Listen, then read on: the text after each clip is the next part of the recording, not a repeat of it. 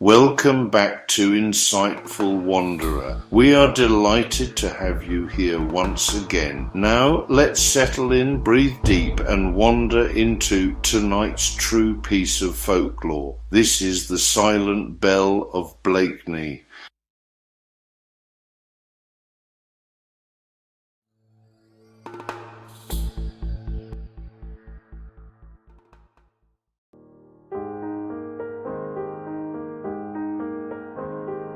Calm, low-tempo ambient music begins. Suggested YouTube music library track. Calm sea ambient by nature. Sound gallery looped quietly throughout. Welcome back to Insightful Wanderer. We are delighted to have you here once again. Now, let's settle in, breathe deep and wander into tonight's true piece of folklore. This is the Silent Bell of Blakeney.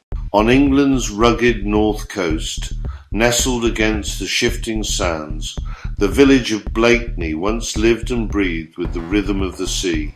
For generations, its people had drawn their livelihood from the grey North Sea waters. Their guardian was the church bell, a constant presence in its tall stone tower. Its resonant call was more than just a sound. It was a promise, a familiar voice that cut through the densest fog, a beacon guiding fishermen safely back to the embrace of the shore. But in the winter of 1287, the sea showed its unforgiving power. A storm unlike any other descended, a maelstrom of wind and water that seemed to claw at the very land itself. Lightning, sharp and cruel, found the spire. The tide, a monstrous surge, rose past the dunes, swallowing fields and homes. By the pale weeping light of dawn, the tower was gone, claimed by the depths. The tower had vanished, but its voice lingered.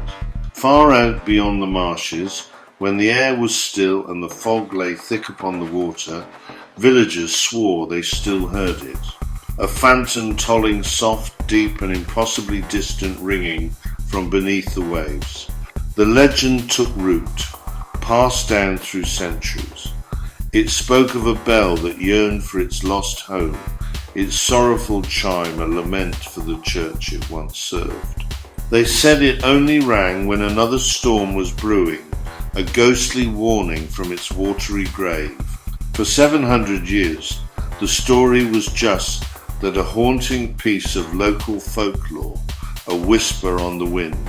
The Bell of Blakeney was a ghost, a memory preserved in the tales of a coastal community, its true fate resting in the silent, cold darkness of the North Sea.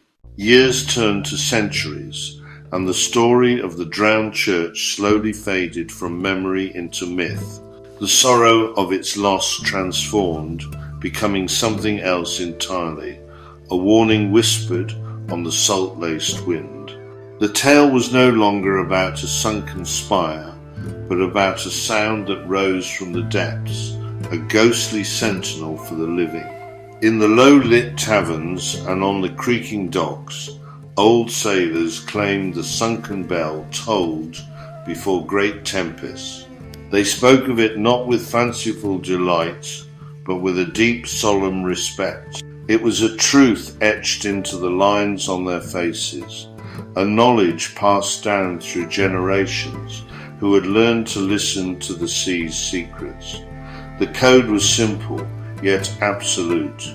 One tone, a low, mournful chime, meant a rough sea was brewing a signal to secure the lines and stay close to shore. Two tones were a more urgent plea.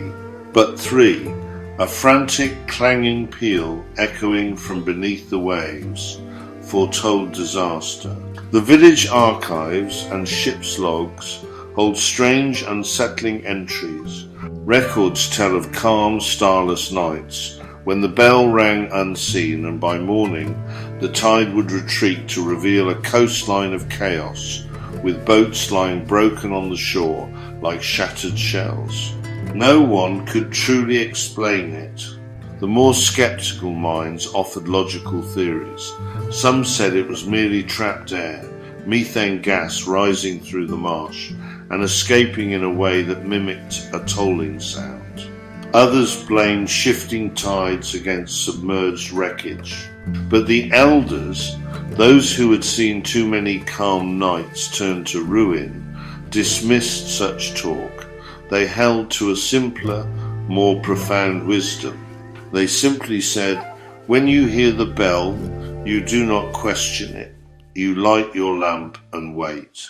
For years, the whispers of the sunken church and its phantom bell had haunted the coastline, a tale told to frighten children and sober up sailors. But some stories take root deeper than others. In 1923, a local diver named Harold Payne, a man of practical mind and steady hands, grew tired of the speculation. He decided to find the truth, to bring a piece of the truth back to the surface, whatever it might be. He descended where the old church once stood, his helmet lantern slicing through the green water. The world above vanished, replaced by a silent, cold kingdom of shifting silt and dancing particles. Each foot of his descent took him further from the known world and deeper into the heart of the legend, the pressure building not just against his suit, but against his resolve. Then his light caught something. Deep in the silt, he found a bell split and covered in weed. It was not a phantom, but a solid, broken thing, its silence a testament to the sea's patient power. He reached out, his gloved fingers brushing away a century of grime. When he touched it, he felt it tremble, as though it still held breath. A low, resonant hum vibrated not through the water, but through his very bones, a sound that had no right to exist in that crushing silence. That night, a storm rose suddenly from a clear horizon, lashing the coast with a fury the oldest fisherman couldn't recall. Harold Payne made it back, but a part of him remained in the deep. He never spoke of what he felt, only of what he saw, and Harold never dived there again. Even now, locals say that when mist drifts across the marsh and the tide creeps high, you can hear it, a single low note rolling through the fog. Scientists call it wind or the moan of shifting sands, but Blakeney's family still light a window lantern and whisper, "The sea is warning us again." You've been listening to the Silent Bell of Blakeney, a true English folklore tale told with one gentle track from the YouTube music library. If you enjoyed wandering with us tonight, please like, share and subscribe for more folklore and quiet mysteries. Until next time, traveller, stay be out to anti pro and see clarking roses. Wow, tea and 10 to 3 and keep listening for the echoes.